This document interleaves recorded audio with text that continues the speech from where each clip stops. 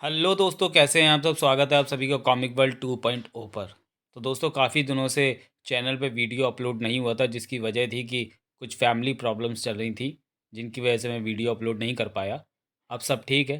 तो चलिए बिना कोई देरी किए शुरू करते हैं अनिल मोहन जी का नॉवेल सबसे बड़ा हमला का 5वां भाग। और कितने हैं यहाँ? जैदी ने दांत भींच कर पूछा। मैं ही हूँ। वो घबराया सा क्या उठा। अभी भी उसका हाथ गन पर था। कैदी किधर है? उस तरफ। उसके गर्दन उसने गर्दन से उस तरफ इशारा किया। मैं तेरे को नहीं मारूंगा, जैदी कड़वे कड़वे स्वर में बोला, क्योंकि गन से शोर होगा। वो समझने वाले भाव से जैदी को देखने लगा। तब तक देवराज चौहान वापस आ गया। ये मारेगा तुझे? शोर बिल्कुल भी नहीं होगा। उसने तुरंत देवराज चौहान की तरफ गर्दन घुमाई। तब तक देवराज चौहान ने ट्रिगर दबा दिया था। गोली इसके दांतों को तोड़ती हुई मुंह में प्रवेश कर गई थी। वो थोड़ा सा छटपटाया, फिर शांत पड़ता चला गया। गन अभी भी उसके हाथ में दबी हुई थी। कैदी उधर है, जैदी ने कहा और उस तरफ बढ़ गया। देवराज चौहान उसके पीछे था। यह बहुत खतरे वाला काम है। अभी तो बाहर भी जाना है, जैदी चिंतित स्वर में क्या उठा। चंद कदमों के बाद ही वो इस जेल खाने के उस हिस्से में जा पहुंचे जहां पिंजरे में कैदी बंद थे। कैदियों के पिंजरे आमने सामने कुछ ही फासले पर थे और वो बातें भी कर सकते थे। 6 कैदी थे वहाँ, जिनमें मोना चौधरी और महाजन भी थे। उन दोनों की निगाह देवराज चौहान पर पड़ी तो वे बुरी तरह चौंके। कम से कम अली के कैद खाने में उन्होंने देवराज चौहान के आ जाने की कल्पना भी नहीं की थी। देवराज चौहान पाकिस्तान में? मोना चौधरी और महाजन की अविश्वास भरी नजरें मिली। वो है मोना चौधरी, जैदी बोला। यह महिला तो एक ही है। देवराज चौहान मोना चौधरी के पिंजरे के पास जा पहुंचा।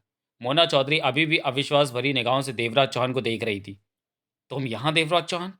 मोना चौधरी के होठों से निकला। मुझे विश्वास नहीं हो रहा। देवराज चौहान ने पिंजरे पर लटक रहे मोटे ताले पर नाल रखी और ट्रिगर दबा दिया।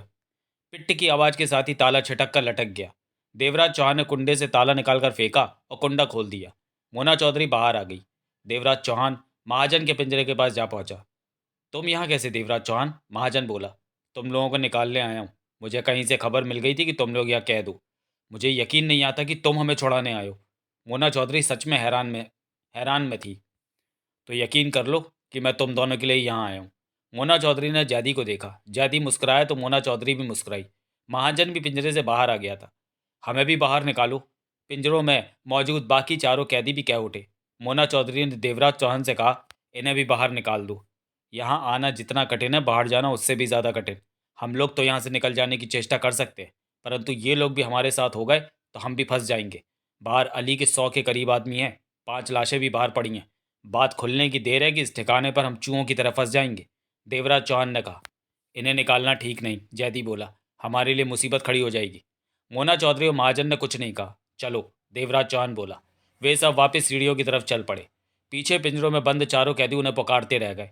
सीढ़ियों से चढ़कर ऊपर कमरे में पहुंचे तो मोना चौधरी और महाजन ने चारों लाशें देखी। वो समझ गए कि देवराज चौहान उसके साथी का यहाँ तक पहुंचना आसान नहीं रहा होगा। अब हमें यहाँ से सावधानी से बाहर निकलना है, जैदी बोला। तुम देवराज चौहान ने मोना चौधरी से कहा। औरत होने के नाते दूसरों की नज़रों में आसानी से आ जाओगी, क्योंकि यहाँ मैंने अभी तक कोई औरत नहीं देखी। बेहतर होगा कि अपने साइज की किसी लाश से कपड़े उतारो और पहन लो। सिर के बालों को भी छिपाना है। ये तुम देखो कि कैसे। ये टोपी पड़ी है। महाजन ने चारपाई पर रखी टोपी उठा ली। बाल टोपी में छुपा लेना। देवराज चौहान बोला। जैदी, मैं महाजन के साथ जा रहा हूँ, वहीं पीछे की। हम यहाँ से इकट्ठे निकले तो क्या बुरा है? जैदी बेचैनी से कह उठा। ठीक है। मोना चौधरी ने एक लाश के कपड़े उतारे। मर्दाना कमीज सलवार। गोली उसके सिर में लगी थी, इसलिए कपड़े सही सलामत थे, खून से रंगे नहीं थे। फिर मोना चौधरी ने पहन रखी कमीज सलवार उतारी और मर्दाना कमीज सलवार पहन ली। सिर के बालों को इकट्ठा करके उन पर टोपी रख ली। कमीज ढीली थी, ऐसे में उसकी छातियों के उभार उसमें छिपकर रह गए थे। उसने नीचे पड़ी गन उठाकर कंधे पर रख ली थी। निकले यहाँ से, महाजन बोला। देवराज चौहान ने दरवाज़ा खोला और सावधानी से बाहर देखा। सब ठीक था बाहर। दूर 2 आदमी हॉल में जाते दिखे। आओ। देवराज चौहान ने रिवॉल्वर कमीज की जेब में रखी और पूरा दरवाज़ा खोलकर बाहर निकल गए। बाकी सब भी उसके पीछे निकले। हम बाहर कैसे निकलेंगे? जैदी ने देवराज चौहान से कहा। देखते हैं। वारसी की वैन होगी तो हमारा निकलना आसान हो जाएगा। वे सब जिस रास्ते से आए थे उसी से इमारत के पीछे की तरफ जा रहे थे। अली यहाँ है? मोना चौधरी ने धीमे स्वर में जैदी से पूछा। नहीं। यहाँ से सही सलामत बाहर निकल जाओ तो बच जाने का जश्न जरूर मनाना। अभी अली को भूल जाओ। वे इमारत से बाहर ठीक बाहर पीछे की तरफ पहुंचे। पहले जिस टेम्पू में माल लादा जा रहा था वो अब वहाँ नहीं था। दूसरा टेम्पू भरा जा रहा था अब। वो चारों टेम्पो के पास से निकलते चले गए। वारसी की छोटी वैन खड़ी दूर से ही नजर आ गई थी। देवराज चौहान बनी मन मुस्कुरा पड़ा कि अब वे आसानी से यहाँ से निकल जाएंगे। जैदी ने वैन को खड़े पाकर अर्थपूर्ण निगाहों से देवराज चौहान को देखा। वे चारों वैन के पास पहुंचे। जैदी ने वैन का पीछे का दरवाज़ा थोड़ा सा खोलकर भीतर देखा। जिसे बेहोश करके भीतर डाला था वो भीतर ही बेहोश पड़ा था। देवराज चौहान ने खोज भरी निगाह हर तरफ डाली। सब ठीक था, किसी का ध्यान इस तरफ नहीं था। चलो, देवराज चौहान बोला। पहले जैदी ने भीतर प्रवेश किया, फिर मोना चौधरी ने, उसके बाद महाजन ने। देवराज चौहान ने पुनः नजर हर तरफ डाली, फिर खुद भी भीतर प्रवेश करके पल्लों को बंद कर लिया। छोटी सी वैन थी। उन चारों और पांचवें बेहोश की वजह से वैन अब भरी भरी लग रही थी। जैदी कह उठा, सावधानी से यहीं पड़े रहो, हिले कोई ना, वरना बाहर से वैन हिलती दिखेगी और हम फंस जाएंगे। पौन घंटे बाद वैन के बाहर कदमों की आहट सुनाई दी। वे सब सतर्क हो गए। जैदी के हाथ में दबी गन का रुख वैन के दरवाजे की तरफ ही था। तभी वैन का एक दरवाज़ा खुला और वारसी नजर आया। भीतर नजर पड़ते ही वो चौंका। उसी पल उसने वैन के पल्ले बंद किए और कुंडी लगा दी। फिर उन्हें वैन के स्टीयरिंग सीट पर बैठने का एहसास हुआ। दरवाज़ा बंद होने की आवाज़ आई और इसी के साथ वैन स्टार्ट हो गई। राहत की सांस ली देवराज चौहान और जैदी ने। तभी ड्राइवर की तरफ से छोटी सी खिड़की सरकी। मध्यम सी रोशनी भीतर आई। तुम्हें लाने की बात हुई थी, ले जाने की नहीं। वारसी की आवाज़ उसके कानों में पड़ी। ले जाने की बात भी कर लो, देवराज चौहान ने कहा। 1 लाख और, वारसी की आवाज़ आई। मिल जाएगा, देवराज चौहान बोला। 5,000 गन का भी लेना है। सॉरी, 50,000 गन का भी लेना है। मिलेगा। कुल 2.5 लाख हो गया। वारसी खिड़की से बात कर रहा था। वैन स्टार्ट थी। हम तुम्हें 3 लाख देंगे। याकूब देगा, उससे ले लेना। यहाँ से चलो, जैदी बोला। तुम्हारे साथ 3 लोग और कौन है? वारसी ने पूछा। 2 तो वही हैं जिन्हें ले जाने हम आए थे। एक बेहोश पड़ा है, वैन के पास मिला था वो हमें। तो सफल हो गए तुम? अभी नहीं, जब तक तुम हमें यहाँ से बाहर नहीं निकालोगे हम असफल ही रहेंगे, देवराज चौहान ने कहा। यहाँ से निकल चलो। बाहर लाशें पड़ी हैं तहखाने वाले कमरे में। किसी ने लाशों को देख लिया तो फिर निकलने में दिक्कत होगी। वारसी ने वैन आगे बढ़ा दी। वैन सामान्य रफ्तार से सड़क पर दौड़ रही थी। पीछे वाले हिस्से में अली बैठा था। चेहरे पर सोचों के भाव थे। पास में 2 गनमैन भी बैठे थे। तीसरा गनमैन आगे ड्राइवर के साथ बैठा था। तभी अली का सैटेलाइट फ़ोन बज उठा। चिड़िया के चहकने की आवाज़ गूंज उठी। हेलो। अली ने कॉलिंग स्विच दबाकर सैटेलाइट फ़ोन कान से लगाया। जनाब, मैं सैफ बोल रहा हूँ। उधर से सैफ की आवाज़ कानों में पड़ी। ओह मेरे शेर बच्चे, अली ने अपनेपन से कहा। मैं तुम्हें फ़ोन करने ही जा रहा था। क्या हो रहा है वहाँ? भारत सरकार से हमारी बात शुरू हो गई है। ये तो बहुत अच्छी बात है। कोई परेशानी आए तो लीडर से सलाह लेना या मुझसे पूछना। हम ऐसे ही कर रहे हैं जनाब। भारत सरकार के भेजे 2 आदमी बंदूकों को देखने के लिए आने वाले हैं। शायद भारत सरकार हमारी मांगें मान रही है। वो ज़रूर उन चारों को जेल से निकालकर सीमा पार पहुंचा देगी। मैं जानता हूं कि मेरे बहादुर बच्चे अवश्य कामयाब होंगे। मैंने अपने बच्चों पर बहुत मेहनत की है और मेरा आशीर्वाद, ऊपर वाले का आशीर्वाद तुम लोगों के साथ है। कामयाबी तुम्हारे कदम चूमेगी। आपकी बातें ही हमारा हौसला है जनाब। और तुम लोगों का हौसला मेरी सांसें हैं, मेरी जान है। ये काम पूरा करके जब वापस लौटोगे तो मेरी उम्र खुशी से बढ़ जाएगी। पूरे पाकिस्तान को तुम जवानों पर नाज होगा।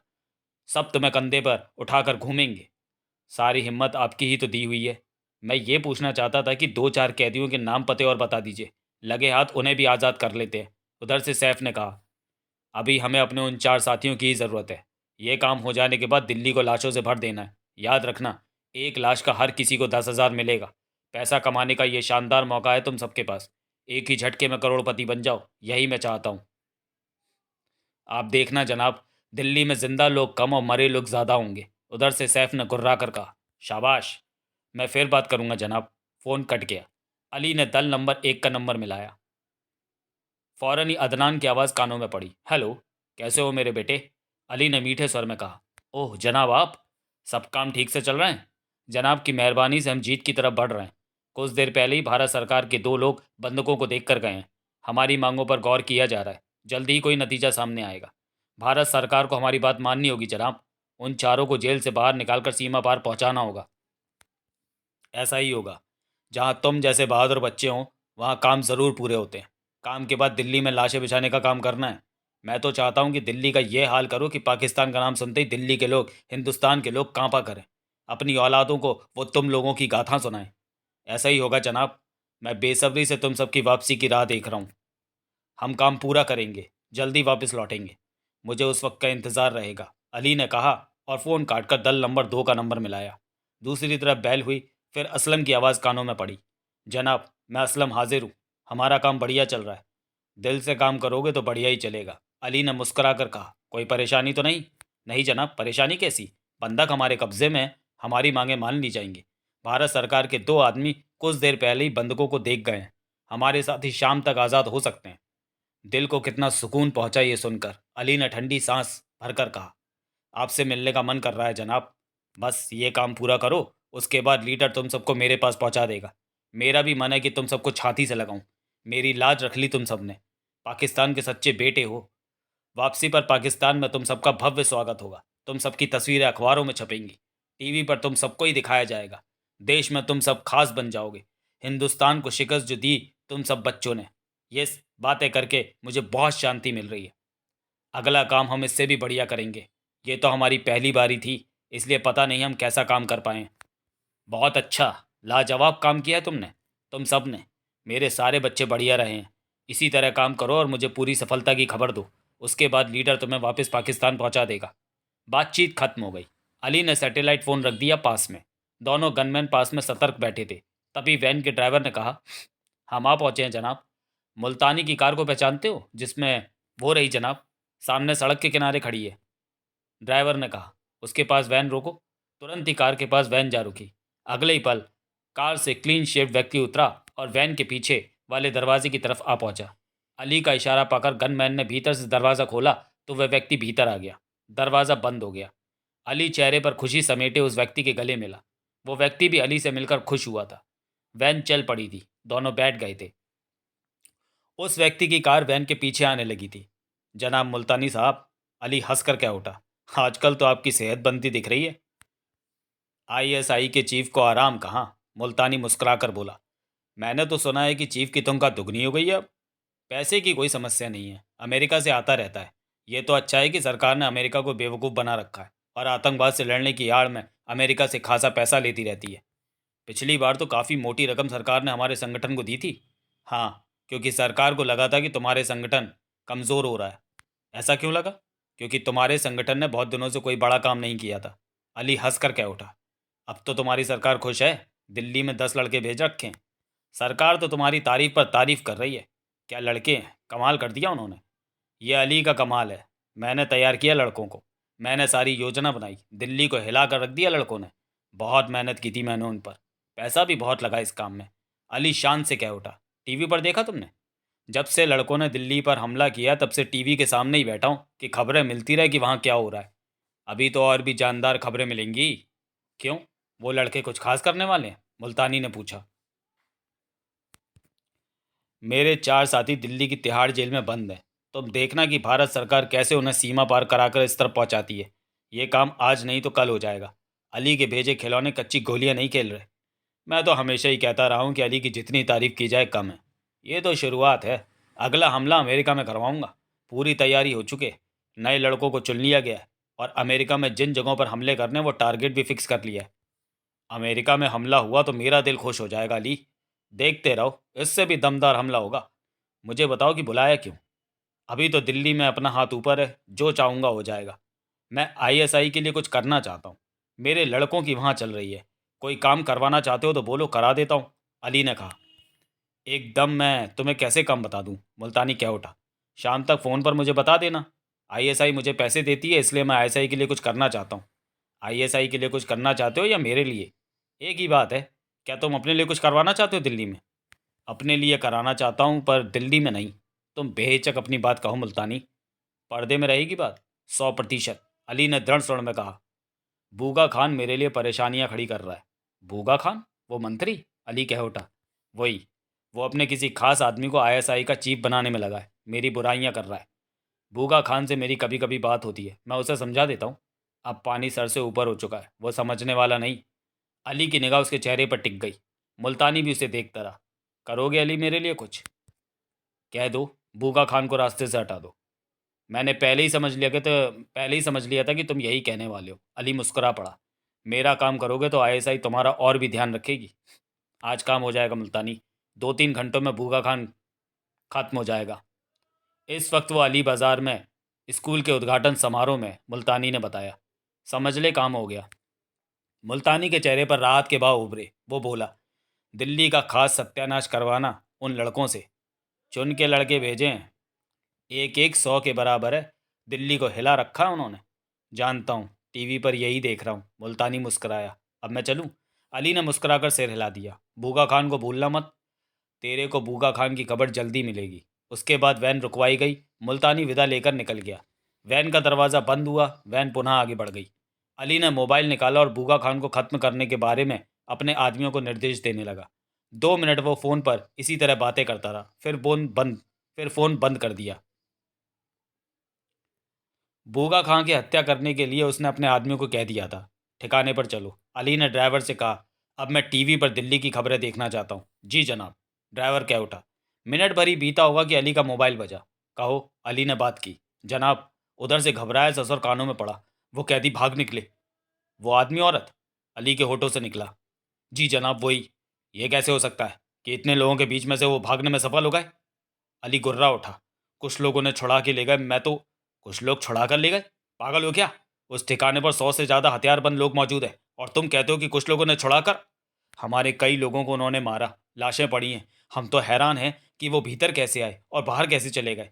किसी ने उन्हें बाहर जाते नहीं देखा, परंतु वो यहाँ से निकल चुके हैं। आवाज़ में परेशानी और उलझन के भाव थे। कमीने कुत्ते हो तुम लोग। ठिकाने पर बिना नजरों में आए कोई भीतर कैसे आ सकता है और उन दोनों को लेकर बाहर कैसे जा सकता है? अली दांत पीसकर कह उठा। हमारा ही कोई आदमी आने वाले लोगों से अवश्य मिला होगा। सारे मामले की छानबीन करो और गद्दार को ढूंढकर मेरे सामने लाओ। सब निकम्मे हो गए हो। उस तहखाने से किसी को निकाल ले जाना आसान है क्या? देवराज चौहान, जैदी, वारिस, मोना चौधरी और महाजन इस वक्त एक मकान में मौजूद थे। इस मकान का इंतजाम याकूब ने ही किया था। वारसी को याकूब ने 3 लाख दे दिया था। शाम 4:30 बजे मोना चौधरी ने आभार भरे स्वर में वारिस से कहा, तुम्हारी वजह से हम बच गए। अगर तुम देवराज चौहान को हमारे बारे में ना बताते तो हम इस वक्त वहीं कैद होते। मेरा इरादा तो देवराज चौहान को कुछ भी बताने का नहीं था। बस यूं ही बात होते होते तुम्हारी बात हो गई। जैदी के चेहरे पर व्याकुलता की छाप थी। टेबल पर सबकी कॉफ़ी पड़ी थी। मैं भी तुम्हें धन्यवाद कहूँगा, महाजन कह उठा। वारिस ने सिर हिलाया। मोना चौधरी ने देवराज चौहान को देखकर कहा, तुमने मुझे वहां से आज़ाद कराकर मुझ पर एहसान किया है। मैंने ये सोचकर यह काम नहीं किया। देवराज चौहान ने कॉफ़ी का प्याला उठाकर घूंट भरा। एहसान नहीं किया? पता चला कि तुम यहाँ पर अली को ख़त्म करने के लिए आई हो। हाँ, अली ने मुंबई पर हमला कराया तो किसी का बेटा मर गया। अब वो बदले में अली की मौत चाहता है। देवराज चौहान ने पुनः कॉफ़ी का घूंट भरा। तुमने मुझे और महाजन को आज़ाद कराने का इतना बड़ा खतरा क्यों उठाया? मोना चौधरी ने शांत स्वर में पूछा। पाकिस्तान की ज़मीन पर मुझे तुम जैसे हिंदुस्तानी की ज़रूरत थी। देवराज चौहान क्या उठा। हिंदुस्तानी जो देश की खातिर थोड़ा बहुत काम कर सके। मोना चौधरी ने देवराज चौहान की आंखों में झांका। तो देवराज चौहान, तुम देश की खातिर इस वक्त पाकिस्तान में मौजूद हो? आधा आधा। तुम मुझे अपने काम में अपने साथ लेना चाहते हो? मोना चौधरी गंभीर हो उठी। हाँ, ये जानते हुए भी कि मैं अली को ख़त्म करने के लिए पाकिस्तान में मौजूद हूँ। मेरा काम अली की मौत से ज़्यादा ज़रूरी है। मोना चौधरी ने महाजन को देखा। होंठ सिकुड़ गए थे। काम तो पूछो बेबी, महाजन बोला। बोलो। मोना चौधरी ने देवराज चौहान को देखा। अली ने मुंबई की तर्ज पर दिल्ली में 2 दिन पहले आतंकवादियों द्वारा हमला कराया। ये बात खुद अली ने तब बताई थी जब वो मुझे कैद करके ले जा रहा था, मोना चौधरी ने कहा। दिल्ली में सैकड़ों लोगों को हमला करने वाले आतंकवादियों ने मार दिया। मैंने सब अपनी आंखों से देखा है। हर तरफ लाशें ही लाशें देखी है। नर्क बना के रख दिया आतंकवादियों ने सब कुछ। जाने कितने घरों को उजाड़ दिया। यहीं पर ही उन्होंने बस नहीं की। 250 बंदक हैं उनके पास। उनके साथ वो कभी भी कुछ भी कर सकते हैं। उन्हीं बंदकों में जगमोहन, सोहनलाल और नानिया भी हैं। मोना चौधरी गंभीर हो उठी। और तुम पाकिस्तान में क्या करने आए हो? मोना चौधरी ने पूछा। मैं यहाँ पर सबसे बड़ा हमला करने आया हूँ, देवराज चौहान ने गंभीर स्वर में कहा। दिल्ली में 10 आतंकवादी हैं। एक पकड़ा गया, बाकी 9 बचे। 9 में से 3 के पते समझो मेरे पास है। बाकी 6 के बारे में जानना है। मैं उन आतंकवादियों के परिवार वालों को अपनी गिरफ्त में लेना चाहता हूँ। उन्हें बंधक बनाकर आतंकवादियों को हथियार डालने पर मजबूर कर देना चाहता हूँ। ये तो असंभव सा काम है, मोना चौधरी के होठों से निकला। इसी असंभव से काम को संभव बनाने के लिए मैं पाकिस्तान में मौजूद हूँ, देवराज चौहान ने शांत स्वर में कहा। ये नहीं हो पाएगा, क्योंकि दिल्ली के हालात कभी भी बदल सकते। दिल्ली में आतंकवादियों का मामला स्पेशल फोर्स के चीफ मधुकर पांडे देख रहे हैं। मैं इस वक्त भी मधुकर पांडे के संपर्क में हूँ और ज़रूरत पड़ने पर बात कर लेता हूँ। वो उधर आतंकवादियों को बातों में फंसाकर उन्हें लटका कर रखने की पूरी चेष्टा करेगा। और अजीब बात है कि स्पेशल फोर्स का चीफ तुम्हारी उस बात में फंस गया जो कि असंभव जैसी है, मोना चौधरी ने कहा। मधुकर पांडे से मेरे पर ही निर्भर नहीं है। उसे अपना काम जैसे करना वो वैसा कर रहा है। मेरे ख्याल में तो उसे इस बात का ध्यान भी नहीं होगा कि कोई देवराज चौहान इस काम के लिए पाकिस्तान गया है, परंतु दिल्ली के हालात जहाँ के तहाँ बने हुए हैं। मैं अगर अपनी सोचों में सफल हो जाऊं तो आतंकवादियों को हथियार डालने पर मजबूर कर सकता हूँ। बहुत कठिन काम है, सोचों में डूबी मोना चौधरी बोली। तुमने बाकी उन 6 लड़कों के परिवारों के बारे में पता किया? पता करने की कोशिश कर रहा हूँ। आज ही मियाँ वाली पहुँचा हूँ। तब से जो किया वो तुम्हारे सामने ही है। अगर मैंने तुम्हारे काम में साथ दिया तो मेरा काम रह जाएगा। अली को तो कभी भी मारा जा सकता है। देवराज चौहान का स्वर शांत था। मेरे ख्याल में ज़रूरी काम यह है कि दिल्ली में मौत बरसा रहे आतंकवादियों को रोका जाए, वो वहाँ और दहशत ना फैला सके। मोना चौधरी ने महाजन को देखा। बात तो देवराज चौहान ठीक कहता है कि अली से फिर भी निपटा जा सकता है। पहले दिल्ली वाले आतंकवादियों को देखना ज़रूरी है। वो इस वक्त वहाँ गदर मचा रहे हैं। सैकड़ों लाशें बिछाई और अभी भी 250 लोगों की जान फंसी पड़ी है। लेकिन देवराज चौहान जिस ढंग से काम करना चाहता है वो आसान नहीं है, मोना चौधरी बोली। तुमने ठीक कहा, परंतु हमें देवराज चौहान का साथ देना चाहिए इस काम में। महाजन ने गंभीर स्वर में कहा। इस तरह इसका किया हम पर एहसान भी उतर जाएगा, और अगर हम सफल हो गए तो उन बंधकों को बचा लेंगे। तुम्हारी यही राय है तो ये काम करने में मुझे कोई एतराज़ नहीं, कहकर मोना चौधरी ने देवराज चौहान को देखा। मैं जानता था कि पाकिस्तान की धरती पर हिंदुस्तानी मेरे काम ज़रूर आएगा। देवराज चौहान कह उठा। तभी जैदी बोला, जगमोहन, सोहनलाल और नानिया कौन है? मेरी पहचान के हैं, देवराज चौहान ने कहा। तुम्हारे संबंध इस इश्तिहारी मुजरिम मोना चौधरी से इतने अच्छे लग रहे हैं कि मुझे शक होता है कि तुम सरकारी आदमी हो। जैदी की बात पर मोना चौधरी और महाजन की नज़रें मिली, परंतु वे खामोश रहे। मैं जो कर रहा हूँ हिंदुस्तान के भले के लिए कर रहा हूँ, देवराज चौहान ने शांत स्वर में कहा। लेकिन तुम्हारी हरकतें शक से भरी हैं। सरकारी आदमी ऐसे नहीं होते। पहले भी तो हिंदुस्तान से मेरे पास एजेंट आते रहे, लेकिन कोई भी मुझे तुम जैसा अजीब नहीं लगा। जाने तुम मुझे क्यों अजीब लग रहे हो? शायद मेरा काम करने का ढंग तुम्हें अजीब लग रहा है। कुछ भी कहो। जैदी गहरी सांस लेकर रह गया। ये कौन है? मोना चौधरी ने जैदी की ओर देखते हुए पूछा। यह पाकिस्तान स्थित भारत का जासूस है। नाम गिरधारी लाल है, परंतु 20 सालों से जैदी के नाम से लाहौर में रह रहा है और यहीं पर इसने परिवार बसा लिया है। मधुकर पांडे ने मुझे लाहौर में इससे मिलने को कहा था। मोना चौधरी ने सिर हिलाया और कह उठी, अब दिल्ली में मौजूद आतंकवादियों के परिवारों के बारे में कैसे पता लगाया जाए? ये थोड़ा कठिन काम है। उनके नामों के अलावा हम और कुछ नहीं जानते। अली तो आसानी से हाथ आने वाला नहीं है, और हमारे पास इतना वक्त नहीं कि अली की तलाश में भागते फिरें। हमारे पास वक्त कम है, काम ज़्यादा है। हमें अली के किसी खास आदमी को पकड़ना होगा, वही बताएगा कि। तभी जैदी का फ़ोन बजा। हेलो, जैदी ने बात की। जैदी, याकूब की आवाज़ कानों में पड़ी। पता लगा है कि अली के दिल्ली गए लड़कों ने पाकिस्तान में अपना आखिरी वक्त दाऊद खेल शहर के एक ठिकाने पर बिताया था। दाऊद खेल? कहाँ पर है अली का ठिकाना? उधर से याकूब ने बताया। उन लड़कों के बारे में व्यक्तिगत जानकारी नहीं मिली क्या? नहीं, और मुझे ये काम आसान भी नहीं लगता। ये बात किसी से पूछना भी मुसीबत मोल लेना है। कोशिश करते रहो पता लगाने की, कहकर जैदी ने फ़ोन बंद किया और देवराज चौहान को देखकर कहा, अली ने उन आतंकवादियों को आखिरी ट्रेनिंग दाऊद खेल के ठिकाने पर दी थी।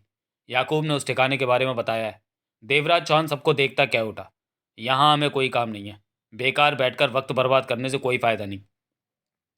वो आतंकवादी हिंदुस्तान जाने से पहले अंतिम दिनों में दाऊद खेल में रह रहे थे। तो हमें अली के उस ठिकाने पर जाना चाहिए। उससे क्या होगा? जैदी बोला। शायद वहाँ से लड़कों के बारे में कोई जानकारी मिल जाए, मोना चौधरी कह उठी। वहाँ अली के हथियारबंद लोग होंगे। वहाँ, जैदी ने कहना चाहा। वो देखना हमारा काम है। तुम वहाँ बाहर रहकर हमारा इंतज़ार करना, मोना चौधरी बोली। जैदी गहरी सांस लेकर रह गया। खामोश खड़ा वारिस कह उठा, अब इन कामों से मेरा कोई काम नहीं, मुझे चले जाना चाहिए। तुम कब से चले जाने को कह रहे हो? मोना चौधरी मुस्कुरा पड़ी। परंतु गए अभी तक नहीं। क्या करूं, कोई ना कोई अड़ंगा मेरे सामने आ जाता है। अब नहीं रुकूंगा, वारिस बोला। जाने से पहले हमें दाऊद खेल तो पहुंचा दो, देवराज चौहान ने कहा। 5 लोग तुम्हारी कार में आ जाएंगे। आ जाएंगे? दाऊद खेल का रास्ता कितनी देर का है यहाँ से? 3 साढ़े 3 घंटे का। मतलब कि हम शाम 8 बजे तक वहाँ पहुँच जाएंगे, देवराज चौहान बोला। वारिस ने सहमति से सिर हिलाया। फिर देवराज चौहान ने जैदी से कहा, हमें गनों की ज़रूरत पड़ेगी, इंतज़ाम हो जाएगा क्या? पाकिस्तान में गनों की क्या कमी, जैदी ने कहा। गनों का पूरा सामान भी चाहिए, टेलीस्कोप, फालतू राउंड, कुछ रिवॉल्वरें, क्योंकि हम नहीं जानते कि अली के दाऊद खेल वाले ठिकाने पर कैसे हालात होंगे और हमें किन चीज़ों की ज़रूरत होगी। याकूब को फ़ोन करके कह देता हूँ, वो इंतज़ाम करके रखेगा, और जाते वक्त रास्ते में याकूब के यहाँ से होते चलेंगे। जैदी ने मोबाइल निकालते हुए कहा। हिंदुस्तान, दिल्ली, शाम 5 बजे। राजौरी गार्डन का Rajouri public school. Library hall में सन्नाटा छाया हुआ था। बंधक सहमे से बैठे हुए थे। उनकी टकटकी से भरी नजरें नदीम, असलम, आबू के अलावा टीवी पर भी टिकी हुई थीं, जहां सबसे आगे न्यूज़ चैनल चल रहा था। टीवी की खबरों पर तीनों जगहों के बारे में बताया जा रहा था। लाशें गिनी जा रही हैं। दिल्ली दहली पड़ी थी इन खबरों से। आबू ने ब्रेकिंग न्यूज़ की खबर पढ़ी तो गुस्से से कह उठा, सिर्फ 690? बस? क्या हम तीनों दल इतने ही लोगों को मार पाए? यह संख्या तो सच में कम है। असलम टीवी पर से नजरें हटाकर कह उठा, एक लाश के 10,000 के हिसाब से हमने करोड़ों कमाने, ये तो कुछ भी नहीं हुआ। बहुत कम लोगों को मारा हमने। कम से कम 20,000 तो होने चाहिए। आबू ने तीखे स्वर में कहा, आखिर हमारे साथी कर क्या रहे हैं? उतावले क्यों होते हो? नदीम ने शांत स्वर में कहा, अभी तो खेल जारी है। हम पूरी दिल्ली को खून से नहला देंगे। लेकिन 690 तो बहुत कम है। चिंता मत कर असलम, नदीम ने कहर भरे स्वर में कहा, हम 25,000 से भी ज्यादा लोगों को मारेंगे। तीनों की नजरें मिली। तीनों के चेहरे पर खतरनाक भाव थे। तुमने ठीक कहा, अभी तो खेल जारी है। असलम कड़वे स्वर में कह उठा, मौत का खेल खेलना तो अभी बाकी है। नदीम की निगाह बंदूकों की तरफ गई। सब डरे से उन्हें ही देख रहे थे। खाना दोपहर में ही आ गया था और बंदक लोगों ने खा लिया था। फिलहाल पेट की भूख परेशान नहीं कर रही थी उन्हें, परंतु इन लोगों की बातों ने उन्हें डर लग रहा था कि ये उन्हें कभी भी मार देंगे। काम होने के बाद यहाँ से निकलेंगे तो सड़कों पर लाशें बिछाते जाएंगे। नदीम क्या उठा। असलम ने आंख से वहां बैठे बंदूकों की तरफ इशारा किया, सब सफाई कर देंगे। आबिऊ खूंखार स्वर में क्या उठा। तीनों के इरादे बेहद खतरनाक थे। तभी सैटेलाइट फोन बज उठा। चिड़िया के चहकने की आवाज़ गूंजने लगी। हेलो, असलम ने बात की। दूसरी तरफ लीडर था। भारत सरकार के भेजे दोनों नुमाइंदे बंदूकों को देख गए। उधर से लीडर ने पूछा, हाँ, 2-3 घंटे पहले वे आए थे। उसके बाद भारत सरकार से कोई बात नहीं हुई? नहीं, अभी तक तो नहीं। तो देर किस बात की है? अब तक तो बात होकर खत्म हो जानी चाहिए थी। लीडर का तीखा स्वर कानों में पड़ा। मैं अभी बात करता हूँ। वो नखरे दिखाए तो 2-4 बंदक बाहर भेजकर उन पर गोलियां चला देना। लगता है भारत सरकार के मन से डर कुछ कम हो गया है। याद रखो, जब तक हम डर कायम रखेंगे तब तक गारंटी से हमें सफलता मिलती रहेगी। डर कायम है तो हम हैं। लोग हमें आतंकवादी क्यों कहते हैं? इसलिए कि हम आतंक फैलाते हैं। जितना आतंक फैलेगा उतनी ही हमें सफलता मिलेगी। आतंक फैलाओ और राज करो, यही नीति है हमारी। बहुत देर से सब कुछ शांत है। डर फैलाओ असलम। समझ गया, कहकर असलम ने फ़ोन बंद किया। चेहरा दमक रहा था उसका। नज़रें बंदूकों पर जाने लगीं। जिस किसी की नज़र असलम से मिलती वो खौफ से सहम जाता। वहशीपन बरस रहा था असलम के चेहरे पर। क्या हुआ? कुछ दूर खड़े आबू ने उसका चेहरा देखकर पूछा। लीडर को हमसे शिकायत है, कहकर असलम हाथ में थमे सैटेलाइट फ़ोन से नंबर मिलाने लगा। कैसी शिकायत? वो कहता है कि बहुत देर से हमने कुछ नहीं किया। ये शांति भारत सरकार के मन से डर हटा देगी। तो अभी कर देते हैं कुछ, आबू ने दरिंदगी से कहा। राउंड खोल दो इन पर, नदीम ने गन संभालते खतरनाक स्वर में कहा। ऐसे नहीं, असलम ने हाथ हिलाया। लीडर कहता है कि जो भी करो उसे बाहर वाले भी देखें। वो कहता है कि 2-4 को बाहर भेजो और पीछे से गोलियां चला दो।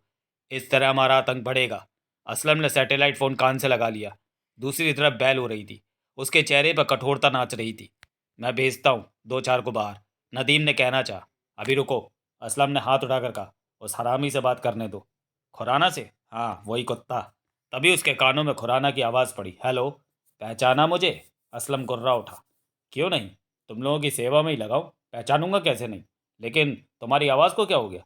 बकवास मत करो, असलम पुनः गुर्राया। तुम लोगों ने यहाँ आकर देख लिया कि सब बंधक सही सलामत है। हाँ, वो तो। अब हमारे साथियों को जेल से बाहर निकालकर कश्मीर की तरफ से सीमा पार पहुंचा दो, असलम ने दांत किटकिटाकर कहा। तुम्हारा ही काम चल रहा है, सब्र से काम लो, जल्दी मत बकवास मत कर। अब तुम लोगों के पास कोई बहाना नहीं रहा, असलम दांत भींचे कह उठा। हमारे साथियों को छोड़ दो, वरना बंदूकों की मौत के लिए तैयार रहो। तुम लोगों ने हमें बहुत परेशान कर दिया है। उतावले मत बनो। तुम्हारे यहाँ बंदूकों को देखने के बाद वो दोनों दल नंबर 3 के पास विकासपुरी सिनेमा हॉल गए थे। वहाँ से कुछ देर पहले ही निकले हैं। अब वो भारत सरकार के बड़े लोगों से मिलेंगे, अपनी रिपोर्ट देंगे, उसके बाद कार्रवाई। कार्रवाई तुम्हें मैं दिखाता हूँ कि कैसे होती है। असलम गुस्से से पागल हुआ पड़ा था। उसने फ़ोन बंद किया और चिल्लाकर आबू से कहा, इनमें से 2 लोगों को आज़ाद कर दे। आबू के चेहरे पर वहशी मुस्कान नाच उठी। वो तेजी से आगे बढ़ा और बंदूकों में से 2 लोगों से कहा, चलो उठो तुम लोग, तुम दोनों को छोड़ा जा रहा है। तभी सैटेलाइट फ़ोन की बेल बजने लगी। चिड़िया के चहकने की आवाज़ वहाँ गूंज उठी। असलम ने स्क्रीन पर आया नंबर देखा और दांत भींचे फ़ोन वाला हाथ नीचे कर दिया। चिड़िया बराबर चहके जा रही थी। उठो, आबू ने कहा। वो दोनों, एक बूढ़ा आदमी और एक 10 साल का बच्चा था, दोनों उठ खड़े हुए। नदीम ने आगे बढ़कर दरवाजे की सिटकनियां हटा दी। चलो दरवाजे की तरफ। आबू ने उन्हें दरवाजे की तरफ ढकेला। दोनों घबराए से हक्के बक्के थे। तभी बंदूकों में से एक औरत हड़बड़ा कर कह उठी, मुझे भी छोड़ दो। तुम्हें तुझे भी छोड़ेंगे। आबू ने उसे देखकर कड़वे स्वर में कहा, तेरी बारी भी आएगी। तुम लोग सच में हमें छोड़ रहे हो? बूढ़ा सूखे होठों पर जीभ फेर कर कह उठा। देख नहीं रहा क्या? तभी सैटेलाइट फोन बजना बंद हो गया। चिड़िया के चहकने की आवाज से शांति छा गई। नदीम ने दरवाजा खोला। आबू ने उन दोनों को बाहर ढकेला। बूढ़ा और बच्चा लड़खड़ा कर 3-4 कदम बाहर निकलकर ठिठके और पलटे। अगले ही पल उनकी आंखें फैलती चली गई। आबू ने गन उनकी तरफ उठा दी थी। अगले ही पल तर तर तर तर तर तर की आवाज से वातावरण गूंज उठा। उस बूढ़े और बच्चे के जिस्म में सुर्खी से भरे छेद पैदा होते चले गए। नदीम ने दरवाजा बंद कर लिया। आबू के चेहरे पर वैसी चमक छाई हुई थी और बंदूकों की सांसें तो गले में अटक गई थी। सांस जहां की तहां थम गई थी। वो और भी सहम गए थे। राख की बाती चेहरे सफेद होने लगे थे उनके। आंखों में आतंक नाच उठा था। यह बढ़िया रहा। असलम बड़बड़ा उठा। हमारी दहशत कायम रहेगी। आबू पलटा और उस औरत को देखा जो कह रही थी कि मुझे भी छोड़ दो। नजर मिलते ही औरत का चेहरा दूध की बाती सफेद पड़ गया। क्यों? आबू खतरनाक स्वर में क्या उठा। छोड़ दे तेरे को? और औरत के होठ हिलकर रह गए। शब्द बाहर ना निकला। अगर हमारी मांगे ना मानी गई तो एक एक को कुत्ते की मौत मारेंगे, नदीम ने चिल्लाकर कहा। मौत भरा सन्नाटा वहां खिंचा रहा। मजा आ गया। आबू असलम को देखता हंस पड़ा। बहुत देर बाद मजा आया। कब से खामोशी छाई हुई थी। जनाब अली भी खुश हुए होंगे। हमने अली को दिखाना है कि हमारा दल ही सबसे काबिल है, नदीम ने दांत भींच कर कहा। अली हमसे कह भी चुका है कि हमारा दल ही सबसे बढ़िया काम कर रहा है, आबू बोला, और आगे भी करता रहेगा। नदीम गन वाला हाथ उठाकर क्या उठा। बंदूकों के दिल की हालत देखने सुनने लायक थी। उन्होंने कभी सोचा भी नहीं होगा कि मौत का नंगा नाच इस तरह वो अपने सामने देखेंगे। क्या कहता क्या था खुराना? आबू ने पूछा। यही कि कर रहे हैं। भारत सरकार विचार कर रही है, जल्दी काम होगा, असलम ने कड़वे स्वर में कहा। कल रात से वो जरा सी बात भी तय नहीं कर सके, अब करेंगे साले। तभी सैटेलाइट फोन बजा। चिड़िया चहक उठी। हेलो, असलम ने सख्त स्वर में कहा। तुम लोगों ने अभी क्या किया? खुराना का तेज स्वर कानों में पड़ा। मुझे खबर मिली कि तुम लोगों ने भीतर गोलियां। भीतर नहीं, बाहर। असलम दरिंदगी से हंसा। बाहर गोलियां चलाई। 2 बंदूकों को बाहर निकाला और गोलियों से भून दिया।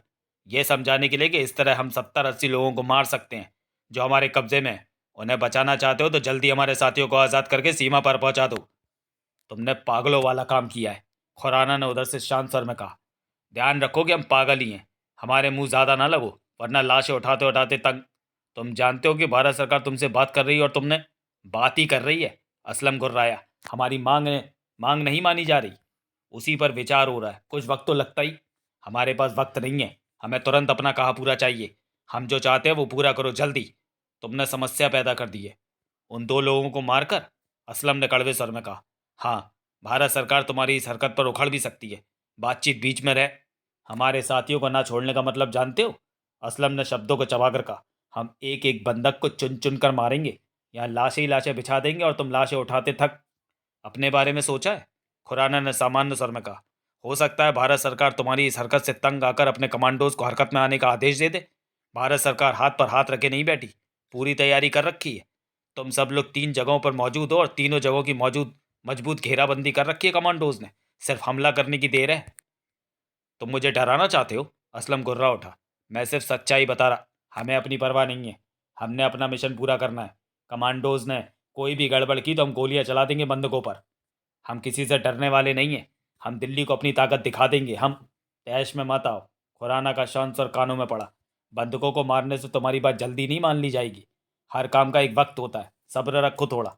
अब किसी की जान मत लेना। भारत सरकार को भी सोचने समझने का मौका दो। लेकिन ये बात मत भूलना कि तुम लोगों की हरकतों से तंग आकर भारत सरकार कमांडोज भेज सकती है। असलम ने फ़ोन बंद कर दिया। क्या हुआ? नदीम बोला। ये हिंदुस्तानी पता नहीं कैसे है। मुझे नहीं मालूम था कि ऐसे होते। असलम ने क्रूर स्वर में कहा। जरा सी बात को पूरा करने में इतना वक्त लगा रहे। देश को पता नहीं कैसे चलाते होंगे। कांप रहे होंगे दिल्ली वाले, तभी तो हमारे साथियों को छोड़ने का फैसला नहीं लिया जा रहा, आबू ने व्यंग से कहा। तभी सैटेलाइट फोन बज उठा। चिड़िया चहक उठी। हेलो, असलम ने कठोर स्वर में कहा। लीडर, कुछ बात हुई क्या? हमसे बात करने वाला हम पर कमांडोज कार्रवाई करने की धमकी दे रहा है साला, असलम ने गुर्रा कर कहा। उसकी परवाह उसकी बात की परवाह मत करो। भारत सरकार फंसी पड़ी है। वो किसी भी तरह का हमला करने की स्थिति में नहीं है। तुम लोग डटे रहो। सबसे बढ़िया काम तुम लोग यानी कि दल नंबर 2 कर रहा है। दल नंबर 2 से बढ़िया कोई नहीं। शुक्रिया। असलम के होठों पर मुस्कान उभरी। अब हम क्या करें? हर आधे घंटे बाद उसे फ़ोन करते रहो और उस पर दबाव बनाए रखो। बंदूकों को मारने की धमकी देते रहो। मैं उसे ये कहूँ कि हर 1 घंटे में 2 बंदूकों को मारा जाएगा, ये मत करना। अभी ये करने का वक्त नहीं आया। अभी सिर्फ धमकी दो। समझ गया? जब काम हो जाए तो सब बंदूकों को मार देना। लीडर का खतरनाक स्वर कानों में पड़ा।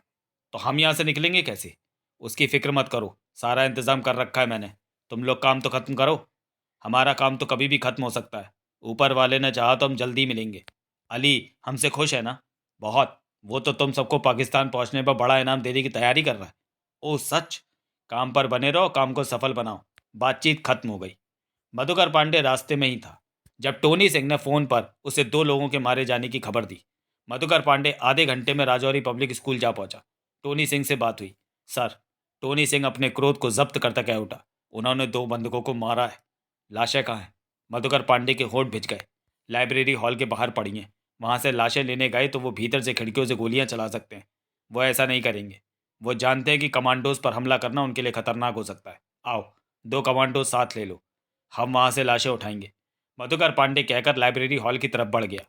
टोनी सिंह ने 2 कमांडो साथ लिए और मधुकर पांडे के पीछे चल पड़ा। वो पहली मंजिल पर पहुंचे जहां लाइब्रेरी हॉल था। सन्नाटा छाया हुआ था वहां।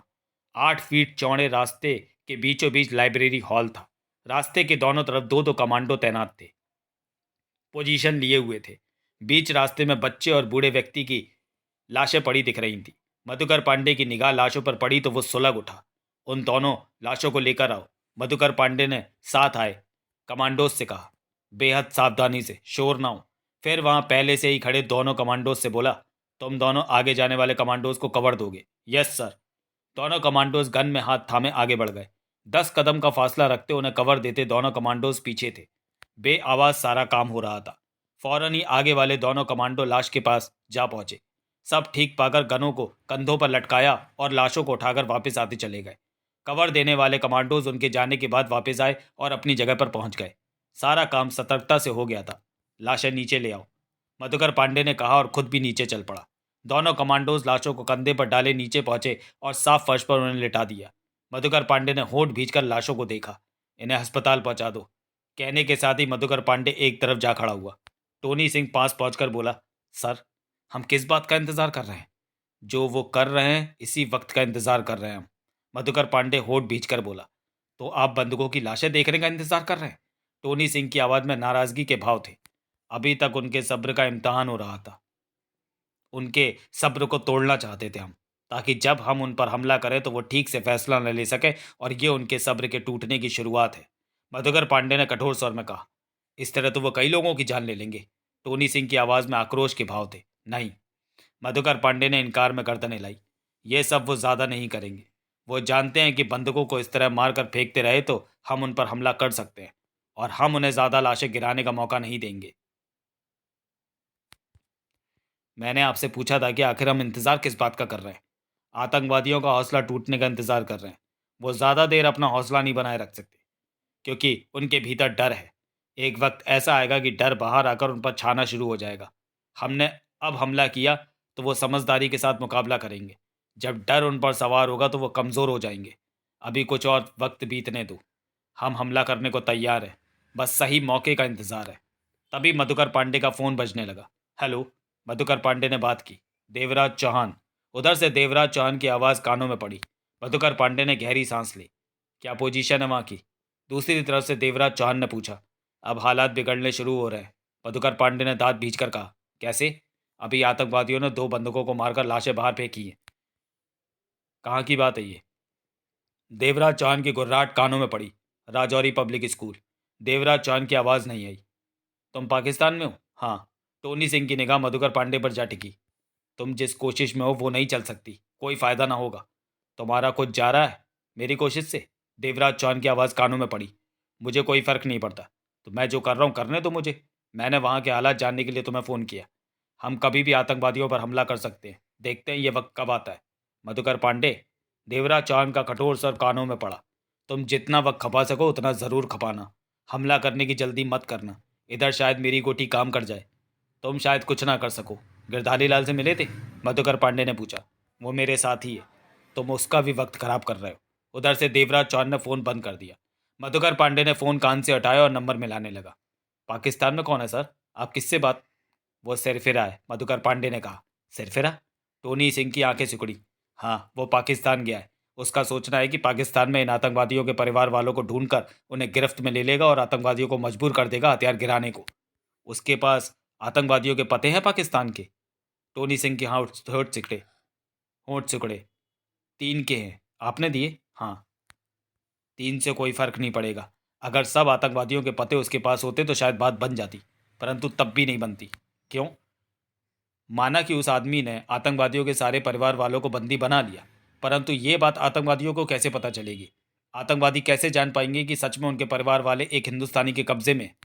इस बारे में मत सोचो। नंबर मिलाकर मोबाइल कान से लगा था मधुकर पांडे कह उठा। ये काम इस तरह पूरा नहीं होगा। सबसे अजीब बात तो यह है कि वो इस काम के लिए पाकिस्तान में अकेला गया। फिर तो वो सच में सिर फिरा है। तभी मधुकर पांडे फोन पर कह उठा। ये सब क्या हो रहा है खुराना? दल नंबर 2 ने 2 बंदूकों को मारकर बाहर फेंका है। वो नाराज हो रहे हैं कि अभी तक उनके साथियों को नहीं छोड़ा जा रहा। खुराना की आवाज़ कानों में पड़ी। तुम उन्हें ठीक से संभाल नहीं पा रहे। ऐसा ना कहो। मैं अपनी पूरी कोशिश कर रहा हूँ कि वो संभले रहें। उन्हें बातों में लगा रखा है। अब उन्होंने ऐसा कुछ किया तो मैं उन पर हमला करने को मजबूर हो जाऊंगा। जल्दी मत करो पांडे। वो थकना शुरू हो रहे हैं। 2 बंदूकों को मारना उनके थकने की शुरुआत है। जो भी हो, मैं उन्हें इस तरह बंदूकों की ज़िंदगी से नहीं खेलने दूंगा। मधुकर पांडे गुर्राया। पांडे, तुमने हमला किया तब भी वे बंदूकों को मार सकते हैं। उन पर गोलियां चला देंगे। इतना खतरा तो उठाना ही पड़ेगा। इस तरह ज़्यादा बंदूकों को मार देंगे वे। वो जब थकेंगे तो घबरा भी जाएंगे। फिर मुझे मेरा काम मत सिखाओ। मधुकर पांडे ने कठोर स्वर में कहा। आतंकवादियों को यह बात अच्छी तरह समझा दो कि अगर उन्होंने दोबारा बंदूकों को मारा तो उसी वक्त हम उन पर हमला कर देंगे। हम ये बात सहन नहीं करेंगे कि वो हमारे देश में आकर हमारे ही लोगों को बंधक बनाकर उनकी जानें लें। 700-800 लोगों को वो पहले ही मार चुके हैं। मेरे कमांडो सब आतंकवादियों को खत्म करने के लिए तड़प रहे हैं। कहने के साथ ही मधुकर पांडे ने फोन बंद कर दिया। टोनी सिंह होठ बीचे मधुकर पांडे को देख रहा था। तैयार रहो, कभी भी हम एक्शन में आ सकते हैं। हम तैयार हैं सर। शाम 6:20 पर south extension royal night club. Adnan satellite phone थामे और दूसरे हाथ में गन पकड़े बंदूकों के बीच टहल रहा था। शायद ऊपर सीढ़ियों पर पहरा दे रहा था। नवाब एक तरफ बैठा बैग खोले नशा करने में व्यस्त था। खाने खान ने एक बैग में हाथ डालकर मुट्ठी भर काजू निकाले और एक एक दाना मुंह में डालते बंदूकों पर नजर दौड़ा रहा था। दिन में जो खाना बंदूकों के लिए भेजा गया था वो अभी भी बचा हुआ था। रात का काम उस खाने से चल जाना था। खामोशी गहरी हुई थी वहां। बंधक टुकुर टुकुर डरे सहमे से आतंकवादियों को देख रहे थे। अब ये भी इन हालात के अभ्यस्त हो चुके थे, परंतु हर कोई जैसे जल्दी से जल्दी आज़ाद हो जाना चाहता था। अदनान, खान ने बादाम खाते खामोशी को तोड़ा। तेरे को नहीं लगता कि हमारी मांगे मानने में देरी लगाई जा रही है? हाँ, ऐसा मुझे महसूस होने लगा है। अदनान ने दांत भींच कर कहा। सुबह 11 बजे वो दोनों बंदूकों को देख गए थे। अब तक तो हमारे साथियों को सीमा पार पहुंचा देना चाहिए। और हमें तब से कोई फ़ोन भी नहीं आया। अदनान ने शब्दों को चबाकर कहा। चालाकी कर रही है हिंदुस्तान की सरकार हमसे। और तभी अदनान ने कहा, टीवी देख, ब्रेकिंग न्यूज़ में राजौरी पब्लिक स्कूल में आतंकवादियों ने 2 बंदूकों को मारकर बाहर फेंका। दल नंबर 2 ने कमाल दिखा दिया। खान गुर्रा उठा। ये काम तो हमें भी करना। जल्दी मत कर। खान क्या उठा। पहले उस हरामी से बात कर। देख तो सही वो क्या कहता है। नवाब ने नशे के सामान वाला बैग बंद किया और उठ खड़ा हुआ। उसकी आंखें अब लाल हो रही थी। चेहरा तप सा रहा था। वो आगे बढ़ा और ग्रेनेड लॉन्चर उठा लिया। फिर ग्रेनेडों का बैग उठाकर खिड़की की तरफ बढ़ा। क्या कर रहा है? अदनान क्या उठा। मज़ा नहीं आ रहा। बहुत देर से कुछ किया नहीं। 5-7 ग्रेनेड लॉन्चर से फेंक दूं? अदनान और खान की नजरें मिली। फेंक फेंक। खान क्या उठा वहशी स्वर में। थोड़ा सा धूम धड़ाका हो जाए। नवाब ने खिड़की खोली और ग्रेनेड लॉन्चर में ग्रेनेड डाला और उसे खिड़की पर रखकर उसकी मोटी सी लिबलिबी दबा दी। लॉन्चर को हल्का सा झटका लगा और ग्रेनेड करीब 400 फीट दूर जा गिरा। बहुत तेज धमाका हुआ। चाइनीज ग्रेनेड भी कमाल के हैं। नवाब हंसकर ग्रेनेड लॉन्चर में नया ग्रेनेड डालता क्या उठा। अदनान हाथ में थमे सैटेलाइट से खुराना के नंबर मिलाने लगा। गन थामे खान बंदूकों की तरफ बढ़ गया। बंदूकों में बैठे जगमोहन, नानिया और सोहनलाल की नजरें मिली। फिर वे नवाब को देखने लगे। तभी दूर कहीं आवाज़ गूंजी ग्रेनेड फटने की। जगमोहन के दांत भिज गए। सोहनलाल ने भी मुंह फेर लिया। तभी खान का सर गूंजा, ए तू। जगमोहन ने सिर हिलाया तो खान को अपनी तरफ देखते पाया। बहुत गुस्सा आ रहा है तेरे को? खान ने उसकी तरफ गन की। उठ, खड़े हो। जगमोहन तुरंत खड़ा होता क्या उठा। मुझे गुस्सा नहीं आ रहा, मेरे दांत में दर्द हो रहा है। खान उसे घूरने लगा। जगमोहन ने मुंह खोलकर भीतर दांत को उंगली लगाई, चेहरे पर पीड़ा के भाव ले आया। बैठ जा। खान गुर्रा उठा। जगमोहन बैठ गया। खान ऊंचे स्वर में क्या उठा, किसी का खून खौल रहा हो तो वो खड़ा हो सकता है, हमें खौलते खून को शांत करना आता है। सन्नाटा सा छाया रहा। सब सहमे से बैठे रहे। नवाब खिड़की पर ग्रेनेड लॉन्चर अटकाए अलग अलग दिशाओं में ग्रेनेड फेंक रहा था। तभी खुराना की आवाज़ सैटेलाइट फ़ोन के जरिए अदनान के कानों में पड़ी। हेलो, हमारे साथियों को अब तो सीमा पार पहुंचाया जा रहा होगा, अदनान कठोर स्वर में बोला। भारत सरकार के बड़े अधिकारियों की बातचीत चल रही। तू कुत्ता है, अदनान ने दांत किटकिटाकर कहा। जानता हूं, खुराना का शांत स्वर आया। अभी तक बातचीत ही चल रही। तुम क्या ये सब मामूली बातें समझते हो? खुराना ने सामान्य स्वर में कहा। 600-700 लोगों को तुम सबने मिलकर मार दिया, दिल्ली में लाशें लाशें कर दी। थोड़ा वक्त हम ले रहे हैं तो हम कुत्ते हो गए? तुम सच में कुत्ते हो तो मैं कब इनकार कर रहा हूं? इस वक्त तो तुम जो कहोगे मैं मानूंगा। तुम बढ़िया नस्ल के कुत्ते लगते हो। खुराना की आवाज़ नहीं आई। अब प्रोग्राम क्या है भारत सरकार का? अदनान ने गुर्रा कर पूछा। सच कहूँ? हाँ, सच कहो, अदनान ने शब्दों को चबाकर कहा। सरकार की तरफ से मुझे कहा गया है कि सुबह 9 और 10 के बीच तुम लोगों को फाइनल जवाब दिया जाएगा। अगर भारत सरकार की हाँ हुई तो शाम से पहले तुम्हारे चारों साथियों को जेल से निकालकर सीमा पार करा दी जाएगी। इतनी देर? अदनान ने कठोर स्वर में कहा। तुमने सच बोलने को कहा था, मैंने बोल दिया। एक रात की तो बात है, आराम से बिता लो। तुम्हारी सरकार का इरादा क्या है? वो तुम्हारे साथियों को आज़ाद करने का इरादा रखती है, तो फिर देर क्यों लग सरकारी सरकार का मामला है, किसी बात को तय करने में वक्त तो लगता ही है। खुराना की शांत आवाज़ कानों में पड़ी। दल नंबर 2 ने 2 बंदूकों को क्यों मारा? मैंने टीवी से ये जाना है। उनका दिमाग खराब हो गया है, वो भारत सरकार से बातचीत खराब करने पर लगे हैं। वे चाहते हैं कि उनकी मांग अभी पूरी हो जाए, जो कि नहीं हो सकती। यह आनन फानन वाले काम नहीं है। खुराना की आवाज़ कानों में पड़ी। अब उन्होंने तो क्या, किसी ने भी ऐसा किया तो तुम सब पर फौरन कमांडोज कार्रवाई हो जाएगी। सब तैयार कर रखी है सब तैयारी कर रखी है सरकार ने। बेहतर यही होगा कि शांति बनाए रखो, सुबह तक का इंतज़ार करो। अगर सुबह तक भी कुछ ना हुआ तो? हो जाएगा, मुझ पर भरोसा रखो। कुत्तों पर हम भरोसा नहीं करते। मैं तुम्हें तुम्हारे भले का फिर एक मौका दे रहा हूँ। बाद में तुम कहोगे तो अभी तुम्हारी बात नहीं मानी जाएगी। क्या? भारत सरकार तुम लोगों को मुंह मांगा पैसा देने को तैयार है। चुपचाप लो और हिंदुस्तान से निकल। बकवास मत कर कुत्ते। अदनान गुर्रा उठा। हम पैसे के लिए नहीं, अपने देश की खातिर यहाँ आए हैं। देश की खातिर? तुम लोग जो कर रहे हो उससे पाकिस्तान का क्या भला होगा? तुम अपनी जुबान बंद रखो। तभी नवाब का फेंका ग्रेनेड कुछ पास ही फटा। तेज आवाज़ हुई। ये तुम क्या कर रहे हो? खुराना की आवाज़ गूंजी। मैंने धमाके की आवाज़ सुनी है। मेरा साथी अंगड़ाई ले रहा है, अदनान ने खूंखार भरे स्वर में कहा। तुम लोग ऐसा नहीं कर सकते। खुराना का तेज स्वर आया। तुम लोग हमें कमांडोज कार्रवाई के लिए मजबूर कर रहे हो। भारत सरकार ने तुम्हारी जो वार्ता चल रही है वो भी खतरे में पड़ जाएगी, रुक जाएगी। ये सब मामूली बातें नहीं है।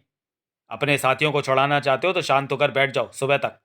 तभी अदनान ने नवाब को पुकारा। नवाब रुक जा, कुत्ता नाराज हो रहा है। साले ने फ़ोन पर ही सुन ली धमाकों की आवाज़। नवाब ने हंसकर कहा और पीछे हटकर ग्रेनेड लॉन्चर एक तरफ रखा और खिड़की बंद करके बोला, लॉन्चर से ग्रेनेड छोड़ने का मज़ा आता है। अदनान फ़ोन पर बोला। अब वो ग्रेनेड नहीं फेंक रहा। सुबह तक शांति रखो, सुबह काम हो जाए वरना। कहकर अदनान ने फ़ोन बंद कर दिया। क्या हुआ? कुछ दूर खड़े खान ने पूछा। सुबह 9-10 बजे हमें फाइनल जवाब मिलेगा। साले हरामी हिंदुस्तानी, इतनी देर लगा रहे हैं। मैं तो उसी पल अदनान के हाथ में दबा सैटेलाइट फ़ोन बज उठा। चिड़िया चहक उठी। हेलो, अदनान ने बात की। क्या हो रहा है? भारत सरकार ने तुम लोगों की मांगे क्यों नहीं मानी? लीडर का तेज स्वर कानों में पड़ा। कल सुबह 9-10 का वक्त दिया है हमें कि तब फाइनल जवाब मिल जाएगा, अदनान फ़ोन पर बोला। जवाब मिल जाएगा? लीडर की आवाज़ में कड़वेपन के भाव आए। ये तो ठीक बात ना हुई। बताओ मैं क्या करूं? तुम उनसे हाँ या ना में जवाब लो कि हमारे साथियों को छोड़ा जा रहा है या नहीं। ये तो बात करने वाले ने कहा है कि छोड़ा जाएगा। पक्का कहा है? मैं तुमसे गलत क्यों कहूँगा? ऐसी बात है तो आराम से रात बिताओ। ग्रेनेड कौन फेंक रहा है? उधर से लीडर ने पूछा। नवाब, वो नशा करने के बाद ऐसी हरकतें करने लगता है। उसे रोक दो, क्योंकि हमारी मांगें मानी जा रही हैं। इसके साथ ही बातचीत बंद हो गई। अदनान ने फ़ोन बंद करते हुए खान से कहा, शाहिद को आराम दे, सीढ़ियों पर तू जाके बैठ। खान ने सिर हिलाया और ऊपर जाने के लिए सीढ़ियों की तरफ बढ़ गया। क्यों देवर जी? नानिया फुसफुसाकर बोली। अब तुम्हारे दांत का दर्द कैसा है? जगमोहन ने दूसरी तरफ मुंह घुमा लिया। विकासपुरी का सिनेमा हॉल, रात 9 बजे। हॉल में मध्यम सी रोशनी जैसे स्थायी रोशनी थी। सामने स्क्रीन पर कई छेद हुए नजर आ रहे थे।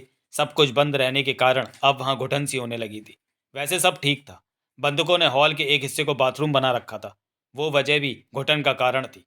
बंधक डरे से स्क्रीन के सामने की खाली जगह पर नीचे कारपेट पर बैठे थे। तो चलिए दोस्तों, वीडियो को यहीं समाप्त करते हैं और मिलते हैं सबसे बड़ा हमला के अगले भाग में अगले वीडियो में। तब तक के लिए धन्यवाद।